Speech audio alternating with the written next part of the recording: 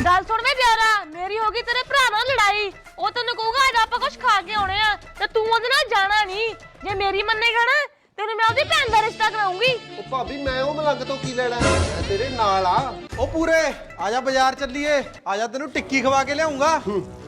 तुर जा मैं नहीं जाने हुंदा तेरे नाल ਇਹਨੂੰ ਕੀ ਹੋ ਗਿਆ ਉਹ ਭਾਗਵਾਨੇ ਤੂੰ ਚੱਲੇਂਗੀ ਮੇਰੇ ਨਾਲ हां जी मैं तो जाऊंगी ਉਹਨੂੰ ਘਰੋਂ ਨਾਲ ਹੀ ਲੈ ਕੇ ਤੇ ਐਵੇਂ ਸਾਰਾ ਦਿਨ ਬੱਚਾ ਰਹਿੰਦਾ ਮਰਨ ਦੇ ਨੂੰ ਭੁੱਖਾ ਰਿਹਾ ਆਪਾਂ ਚੱਲਦੇ ਆ